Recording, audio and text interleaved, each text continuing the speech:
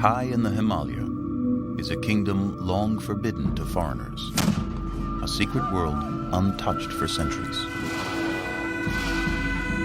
Until its border recently opened for the first time.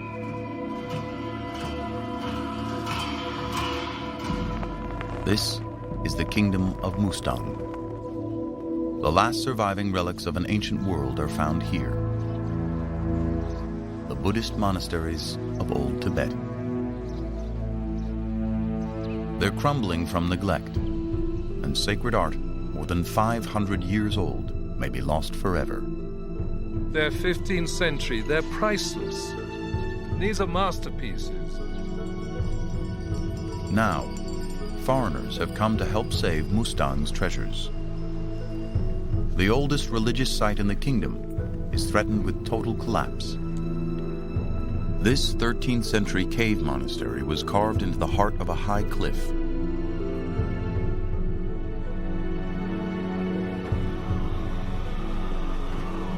Most of it has eroded away, leaving a single secret shrine, probably beyond rescue. It's beautiful. Yeah. In my heart of hearts, if we did something and it went wrong, it would cause more strife and concern amongst everybody than if it just fell apart on its own. This temple will eventually tumble down the cliff. With it will go masterpieces from a lost world. There's nothing the foreign experts can do to save them. So the people of Mustang are asking, what about the rest of their treasures? We had no idea what we were in for.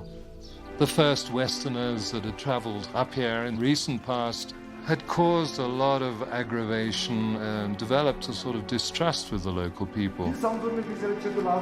Now, trouble is brewing in Shangri-La. This isolated kingdom in Himalaya is facing a dilemma. The gods are peeling off the walls, and the only ones who can fix the problem are outsiders.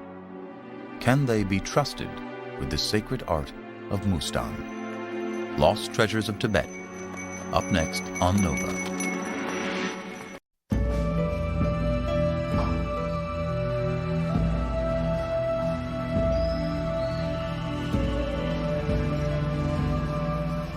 The Buddha said everything is impermanent. So of course life is impermanent, everything is impermanent.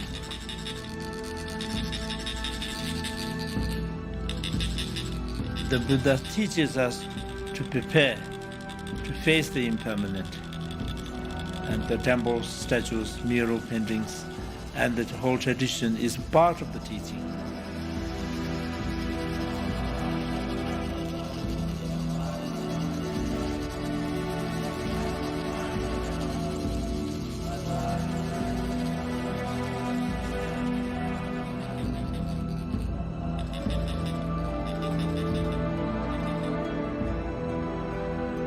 For Buddhists, we have only a temporary hold on earth.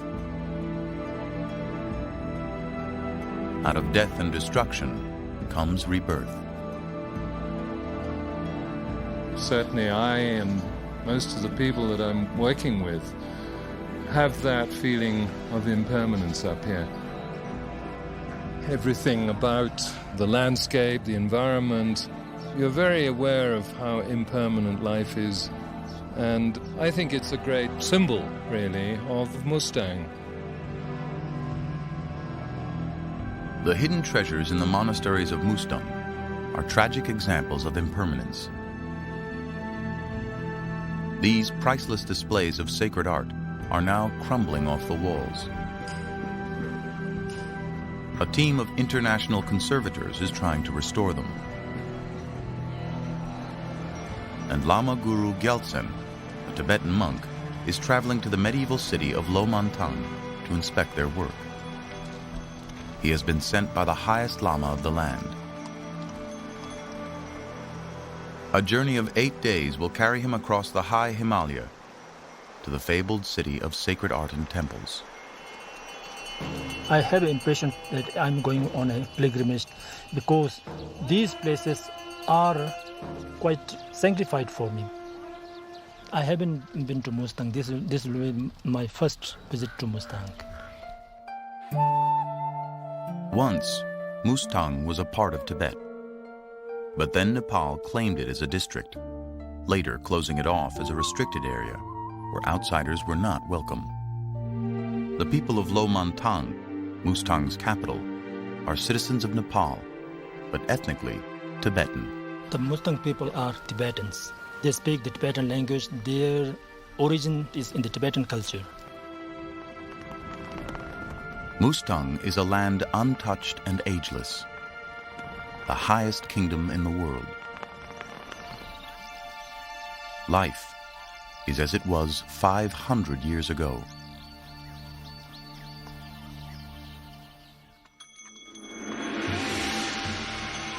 Here, the sacred blends with the landscape. Long rock walls, the prayers of Buddha carved in each stone, leave their impression on the passing minds of travelers.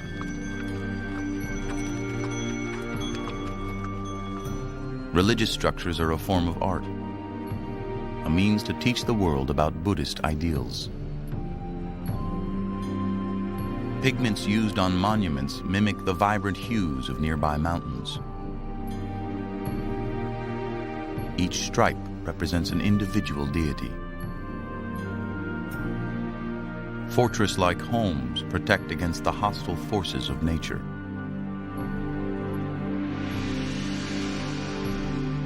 Over time, the oldest structures, the monasteries and ancient palaces, have dissolved and crumbled, threatening the art and cultural survival of all of Mustang. Without cultural identity, nothing remains of the people.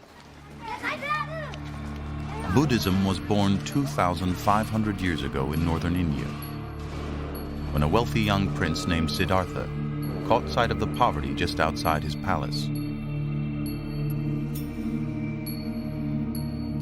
Leaving his kingdom behind, he dedicated his life to finding a way to end human suffering.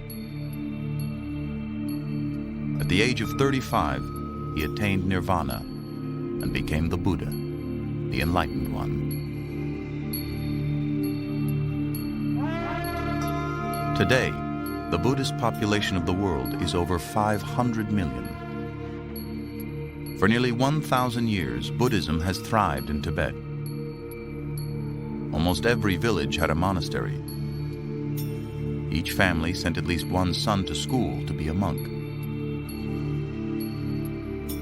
More than a quarter of the Tibetan population was made up of monks and nuns.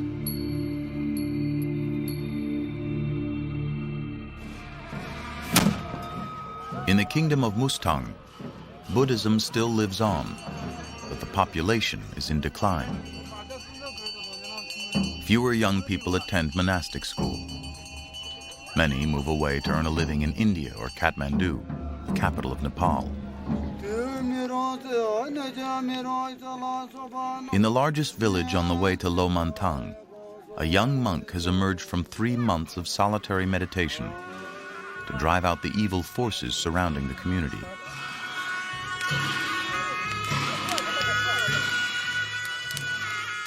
It is a yearly purging, and the entire town turns out.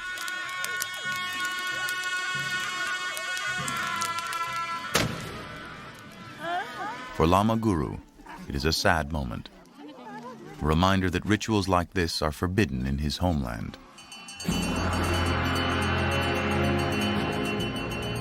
Tibet, as Lama Guru once knew it, no longer exists. He, like so many others, fled his country as a child. In 1950, China invaded Tibet. A nation rooted in the Buddhist faith became a killing ground of all things sacred. Religion was outlawed. Over 1 million Tibetans, a sixth of the population, were killed. Monks and nuns were systematically tortured, and more than 6,000 monasteries and their precious art inside were destroyed. The lifeblood of a culture has all but disappeared.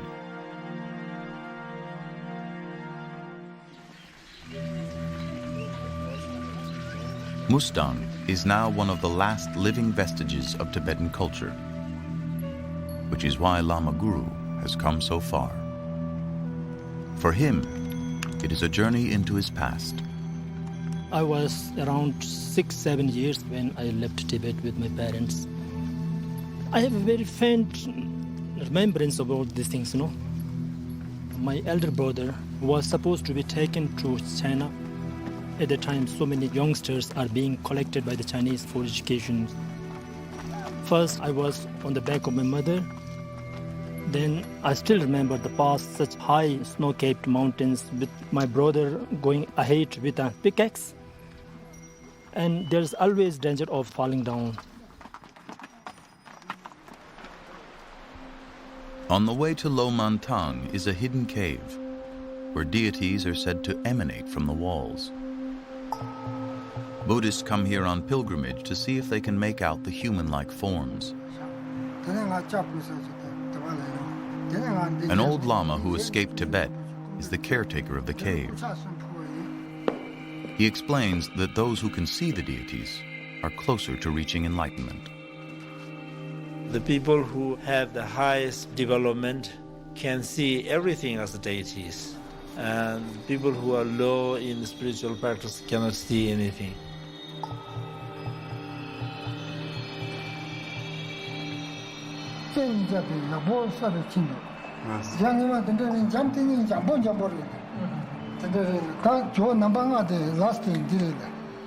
To the believer, some 50 human-like figures seem to emerge from the cave walls, where there's no obvious evidence of tool marks.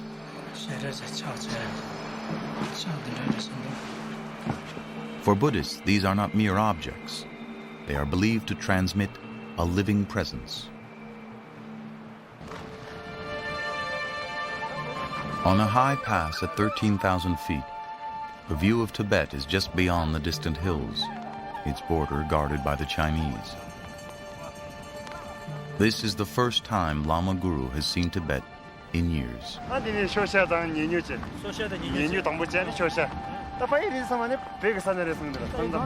Stringing prayer flags will send words of compassion toward his homeland.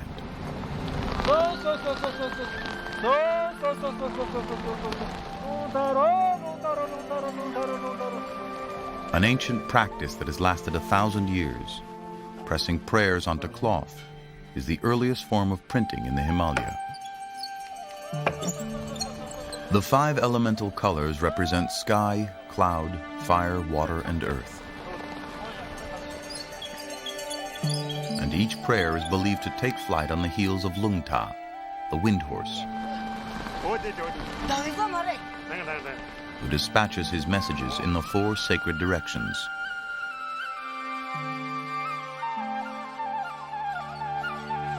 In the valley below, Lo Mantang, the forbidden royal city, the kingdom's crown jewel, an oasis in the high desert. As in medieval times, the 2 great monasteries of Lo, painted in red, stand out against the surrounding houses. For 5 centuries, the 30-foot walls enclosing the city have kept out unwanted visitors. In its heyday, Lo Mantang's wealth was legend, and so was its first ruler, a Tibetan warlord whose imposing white palace still houses his direct descendant, the king of Mustang. Mustang's early kings built the greatest monasteries of the land, Tubchen and Champa.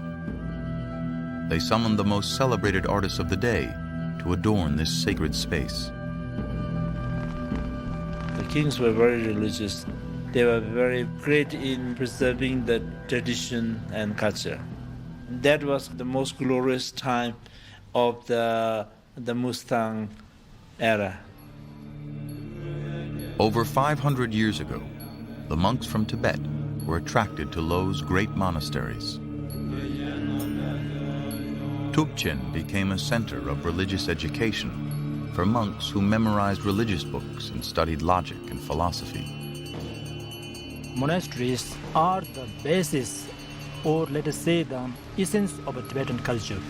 They initiate a lot of social works for educating the young children and also look after the welfare of the whole community. That is the life force of the culture. But today, the life force is dying out. Gathered around Lama Guru for picture taking is a tiny community of 70 lamas and students. It's a far cry from the religious complex of 1,000 monks that used to exist here. They're headed by the Khenpo, the abbot of the monasteries of Lo.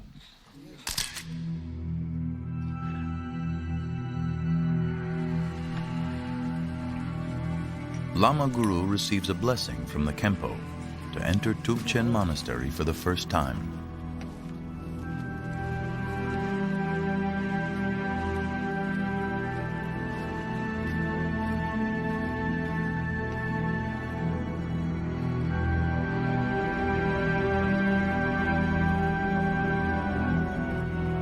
For Buddhists, the statues and paintings here are as real as the images they signify.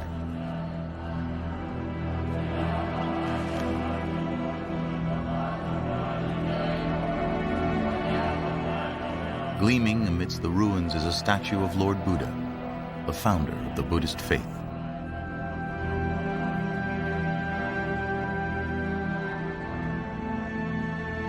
To come here is a dream.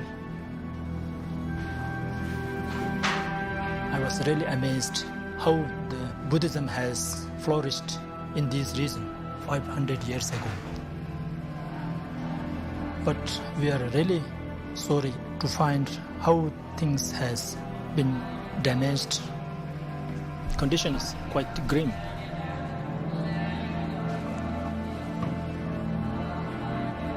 "17 images of the Buddha and his attendants peer out from behind the grime. To the people, these are living deities, trapped behind a veil of soot. Entire pieces of the gods are missing, where water is poured in from the outside. The damage is so extensive, it obscures the greatness of the art, even to the experienced eye of architect John Sanday. When I walked in for the first time, I was very aware of the damage.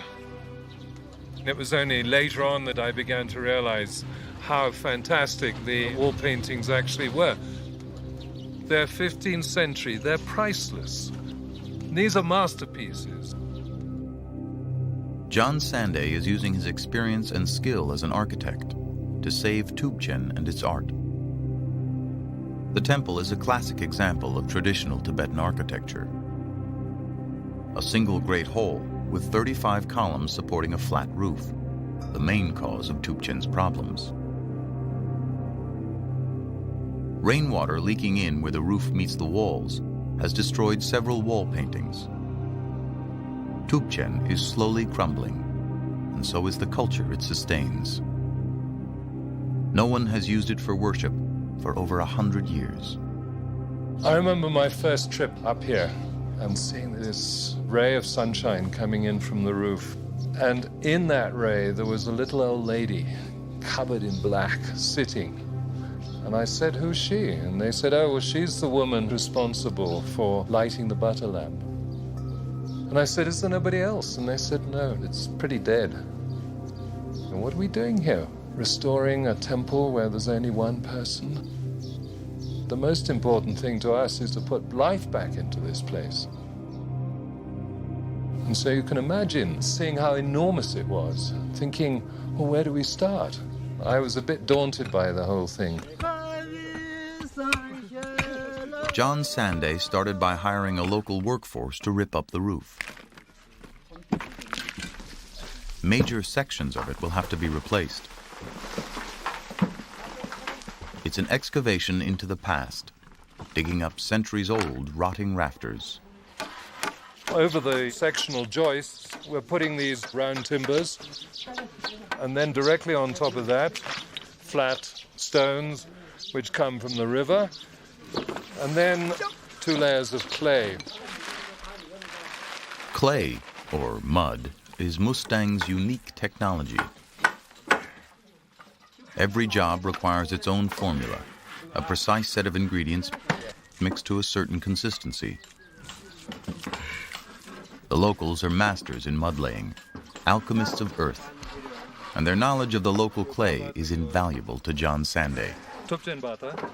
Having restored Cambodia's Angkor Wat, he's no stranger to Asian architecture, but gaining the trust of the people of Mustang has become a new kind of challenge. Everybody who comes here remarks this must be what it was like to live in the medieval period. The politics are certainly Byzantine, and we've had to wade our way through quite a lot in dealing with the community.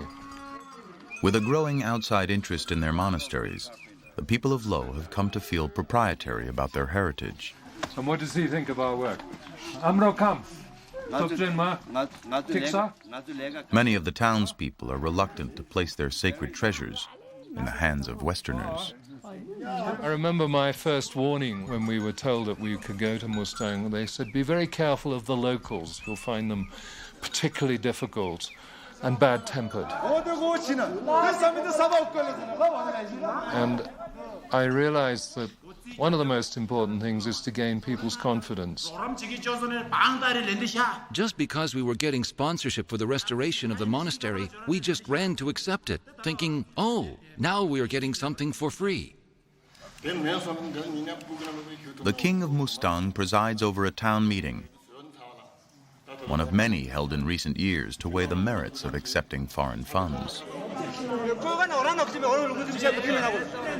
Every step of the renovation has been debated by the townspeople, who can call things to a halt anytime they want. If anyone has any complaints about the renovation, feel free to speak up at any time. We can see what has been done so far and decide for ourselves whether it has been done well. With the roof now repaired, John has granted permission to go inside to clean Tubchen's deities. This will be in the hands of Rodolfo Lujan, an Asian art conservator out of Rome, trained in the same techniques used for the restoration of the Sistine Chapel. The Sistine Chapel was covered with soot, dust, smoke, coatings of various nature. And what do we have here? Exactly the same thing. Nothing changes. And what we find underneath all this dirt layer and so on? Color. Brilliant colors. To clean the paintings without removing the paint itself will take a carefully balanced blend of solvents. They begin with a mixture of ethyl alcohol and powdered ammonium bicarbonate. Both are known to dissolve grease and surface dirt. The wrong combination and the result could be catastrophic, stripping off 500-year-old pigments made from semi-precious stone. Now we can do a little test here on gold. We did many tests, cleaning tests. We apply our cleaning solutions through tissue paper or through cotton. We arrived to find a very safe way of cleaning, using a solvent that removes what is on top of the painting, but keeps the painting in its place.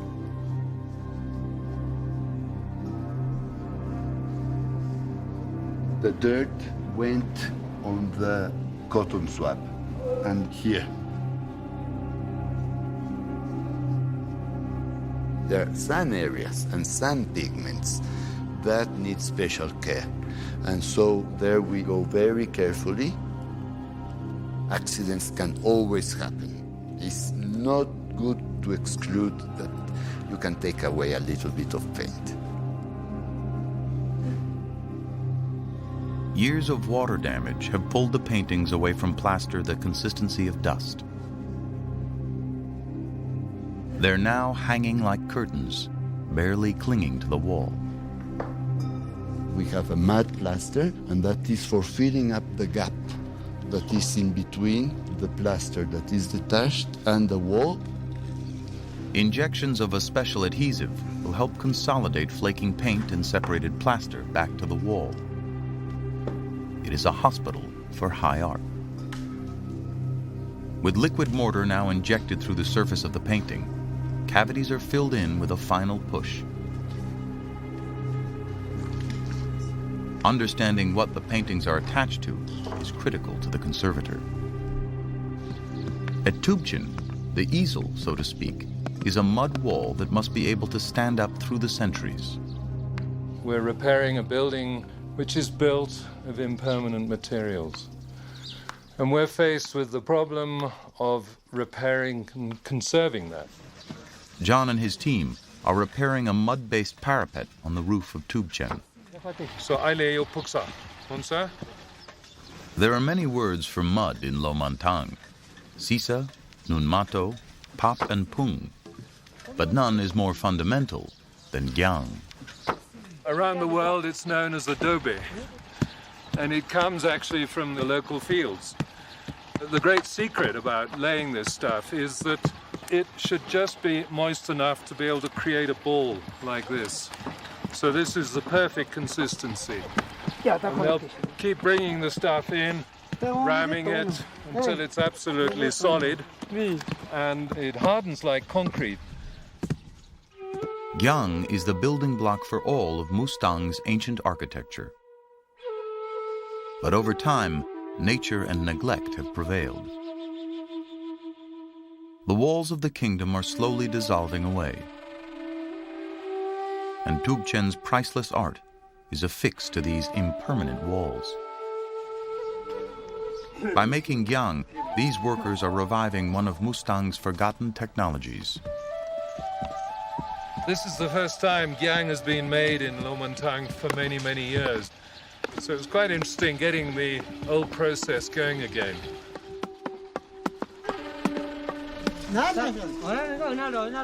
Collected from the local hills, another special clay can prevent water from leaking through Tubchen's roof.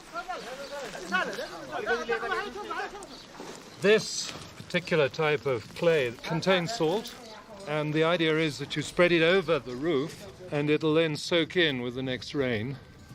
And the salts go into solution and they get into the interstices of the clay and then they swell. And this actually provides a waterproof membrane to the roof.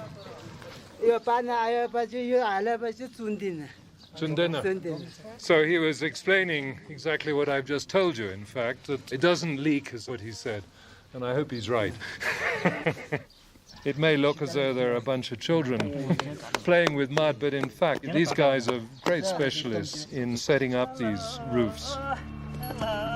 Over the centuries, with each new leak, villagers have piled more dirt across Tubchen's roof. Now it weighs an estimated 200 tons. This enormous mass strains the interior columns and ceiling beams. As a result, the entire structure has shifted, weakening the timbers, causing cracks in the walls and paintings.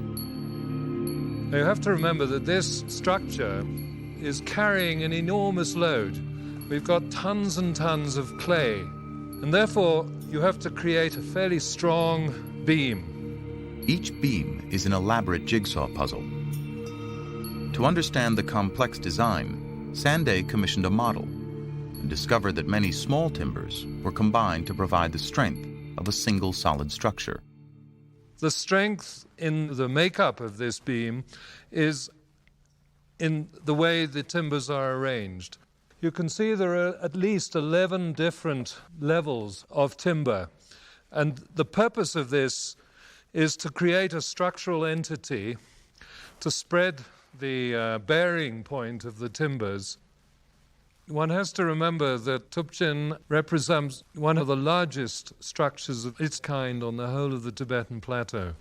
And this type of beam, you'll never find anything quite of this character and size anywhere else.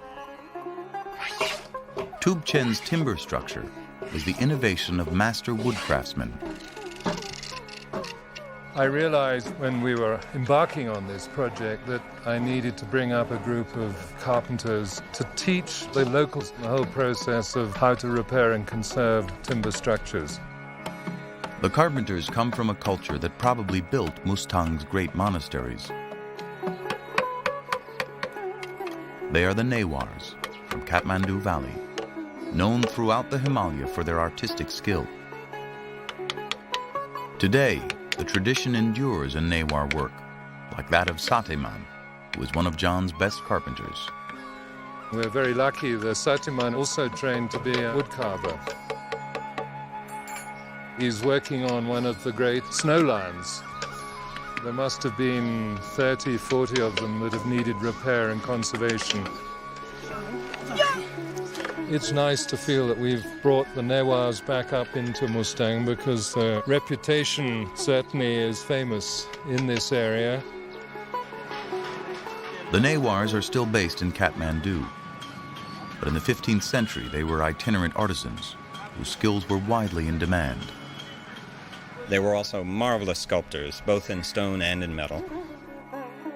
In Tibet in particular, you had this very rich Buddhist culture with a great deal of wealth. That served as a magnet to the Newar artists because they were preferred by many of the lamas in Tibet.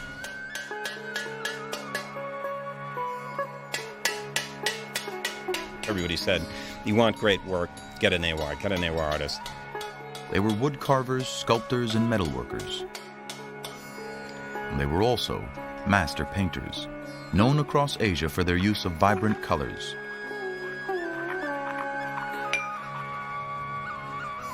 Vines and stylized flames painted in deep vermilion became a Newar signature.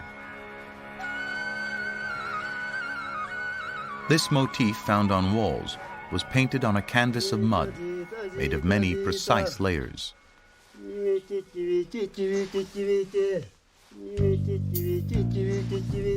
Here we have a very developed mud-based technology.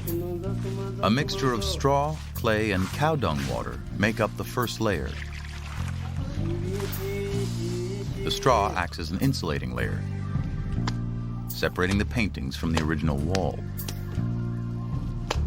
The cow dung helps stick the straw mixture to the wall. On top of that, then we have a sort of gravel, very fine gravel. The gravel acts as a cushion for the paintings, separating them from the straw. And of course, cow dung again. The technique for sticking dung gravel is a sort of smear and then fling method. On top of this raw layer, we had finer layers made out of local clays. A smooth surface will be achieved by spreading on 3 layers of progressively finer clays. And then on top of this very polished layer, we had a final, very thin layer, which is called xa, a very fine white compact clay that probably was mixed with animal glue and then polished. The technique is known as secco, or drywall. This method was vital to Michelangelo, who painted the Sistine Chapel in fresco, a similar but wet plaster method, and Leonardo da Vinci when he painted the Last Supper in secco. At the same time, Tubchen's walls were being painted.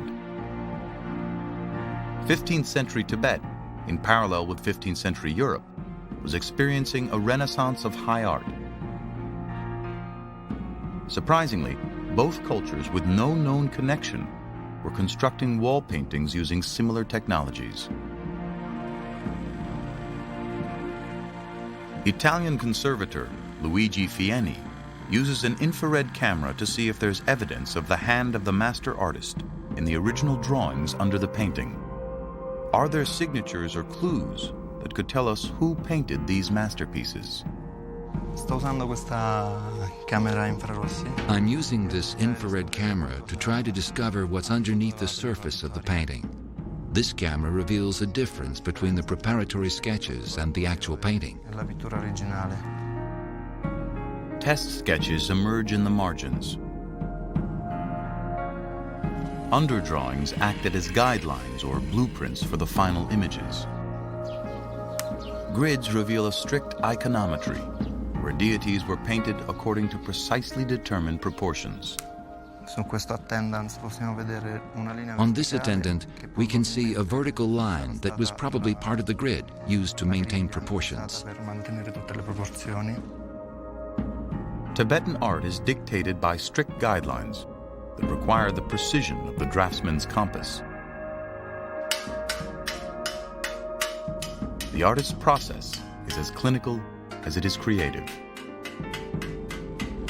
You can have a huge image and a small image, and the proportions are exactly the same. So the size of the head, the length of the neck, if you have it in this size, let's say 1/4 of an inch, or as big as these balls, the proportion must be absolutely the same. And that doesn't change. Buddhist art is not designed for personal expression. Every hand position or mudra of Buddha, for example, has a specific meaning and can convey the difference between his moment of enlightenment and his role as a teacher. Special markings conveyed instructions, mainly for color. On Tubchen's walls, master artists created a huge schematic for painting by numbers. There were maybe 4 or 5 masters. Each one has its own style, and they had their apprentices, their helpers, and so on. Apprentices followed directions noted on the walls and applied the pigments one at a time. Most were made from semi-precious stone, like vermilion for red, or orpiment for yellow, which takes 3 months to grind to a powder. Pure gold was the final paint applied, often to the jewelry of Buddha's attendants. Yet there is one glaring omission. The paintings bear no signature. For Buddhists, it is the subject, not the artist, that endures. It has taken years of effort for the team to clean these enormous murals. John and Rodolfo hope the townspeople will approve of their work.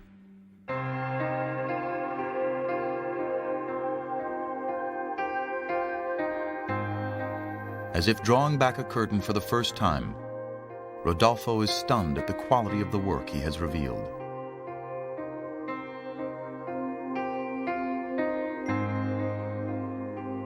These paintings of the 15th century, these are very beautiful images. The technique was perfect. The quality of the pigments, the execution itself of the paintings, extremely refined. These are exceptional, I should say, optimum paintings.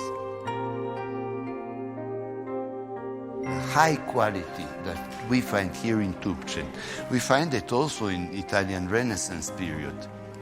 And maybe the quality is even better than a great name, as Leonardo, Michelangelo, Raffaello, and so on. You have excellent artists that were completely unknown. Who will revere if we don't have a name?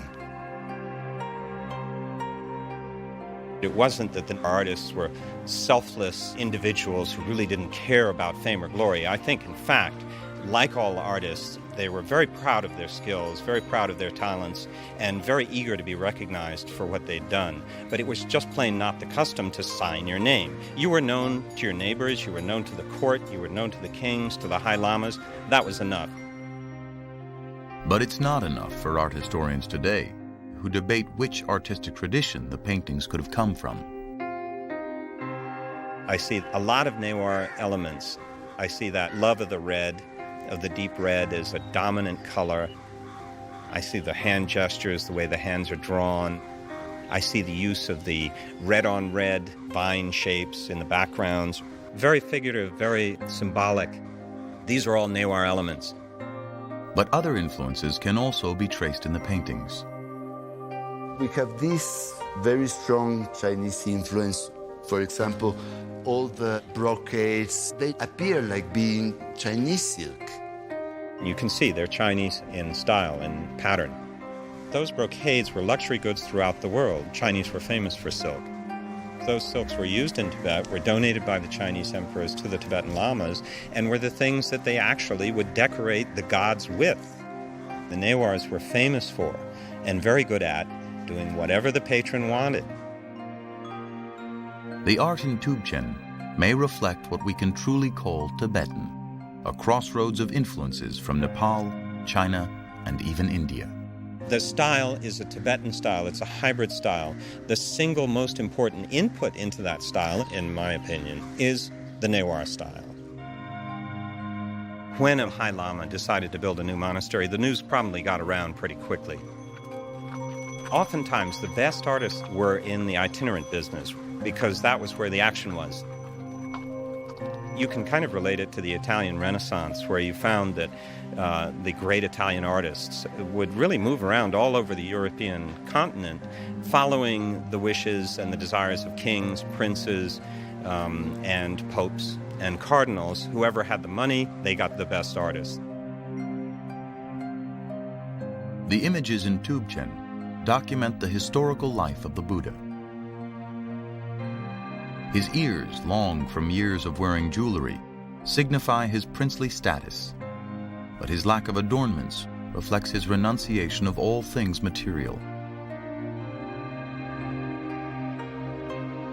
But how well do these newly cleaned murals convey the teachings of the Buddha?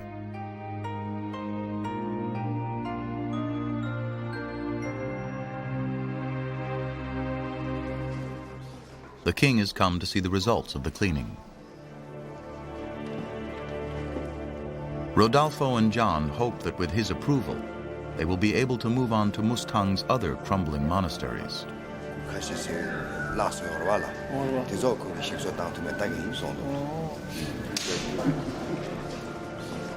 The consensus, a job well done. But something's not quite right.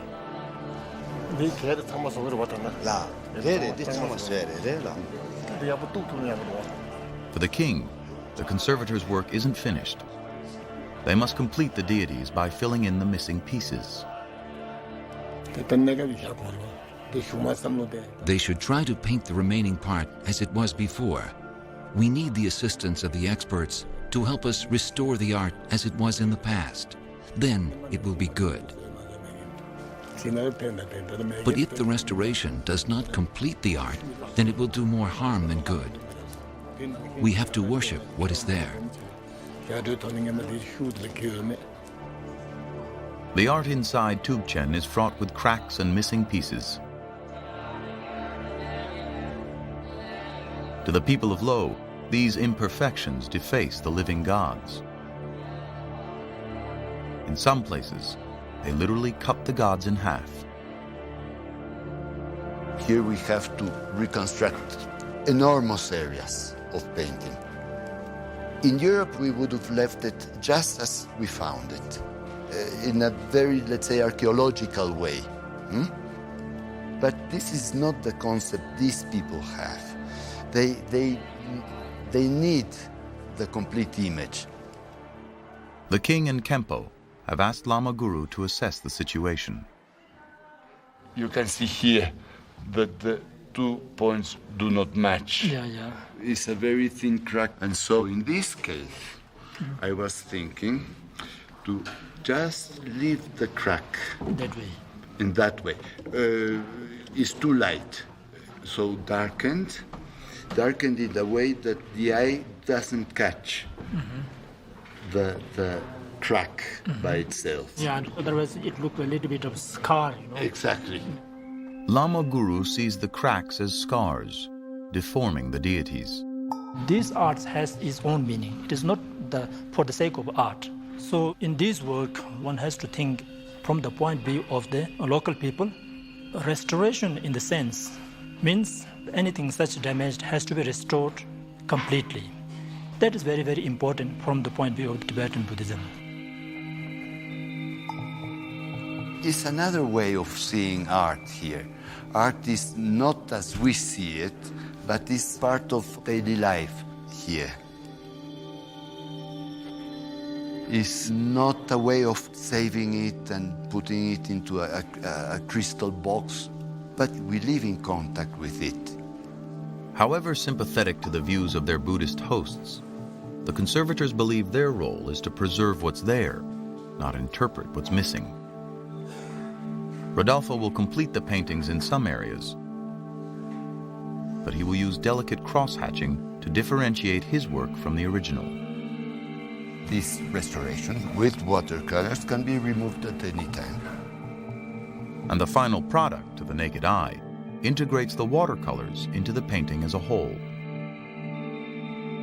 But where the gaps are enormous, Tubchen may be scarred beyond repair. You can see here we have this white plaster and then the drawing of what is missing. So we complete an image without painting, without interpreting, but only by a single red line. That is a compromise between the West and the East. So I think this is a good way of matching and respecting both ideas. But the people want the paintings completed, and if they have to, they'll find someone who can do it. When we see the incomplete and damaged murals, we feel something is missing. There are many such instances in the history when the Buddhist monasteries, arts and idols has been damaged. But every time, somebody take the initiative to restore it. If they want to pay a good painter, I should say, should be an excellent painter, a great master, because the way of painting of the original is, I think, impossible. It would be extremely costly, firstly. Then, secondly, the quality of painting and feeling this kind of art, I think each period belongs to the time. So I don't know. If they want to paint with commercial paints, acrylic paints, it's up to them. If the conservators and the people of Mustang can't come to agreement, then the kingdom's remaining monasteries could be lost in the philosophical debate. John wants to begin work on Champa, the oldest monastery in Lomantang. But first, the community needs to grant him permission. The town gathers to make a final decision. As a result of the last meeting that we held in Champa, we have completed all the requests. One has to remember that we are visitors here. It's not our prerogative to dictate to the local community. We can maybe inspire them, we can advise them, but they're the ones that have the final say. I think in the long run, our influence, our passion for these paintings will win through. But for now, John is given limited access to Champa. He can only affix the damaged paintings to the walls. These are the world's greatest surviving collection of 15th century mandalas, maze-like diagrams of the universe.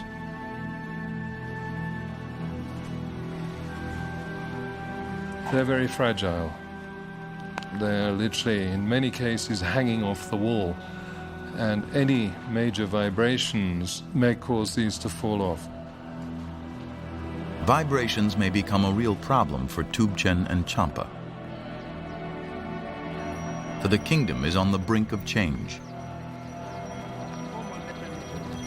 Their horse-based culture, the only form of transportation for centuries, is about to be transformed. A road is under construction, the first road in Mustang, soon to pass straight through Lo. If it goes as planned, trucks will roll dangerously close to the monasteries. Threatening to topple them would the same force as a series of small earthquakes. The direct effect is that it can start dislodging parts of the historic structures. And over a period of time, there's a build-up, which will eventually literally shake the structure to a point of collapse.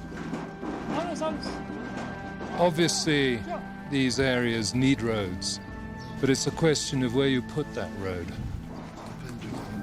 If there are many vehicles, then the horse culture may decline.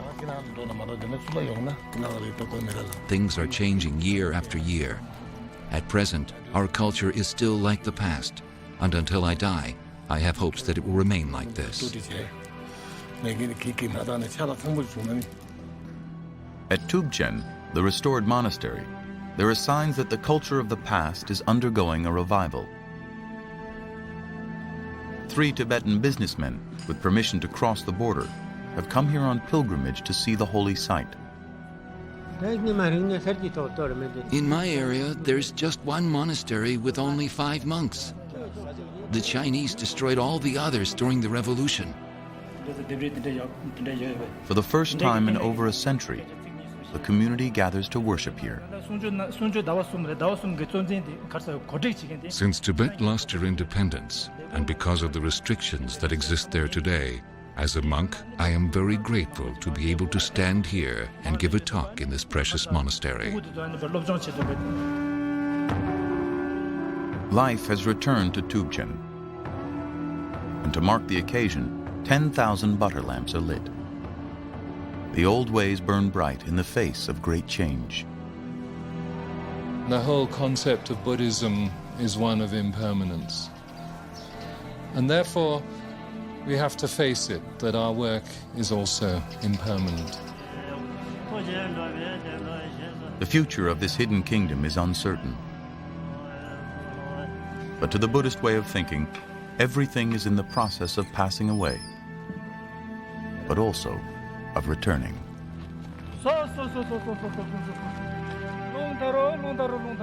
And on the winds generated by the prayers of the wind horse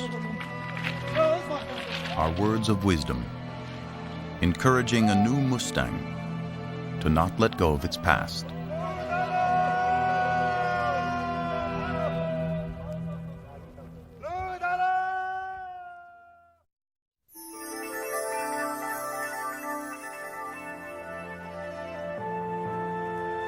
On NOVA's website, go back in time and lead yourself on a visual journey through the hidden kingdom of Mustang at pbs.org or America Online keyword PBS.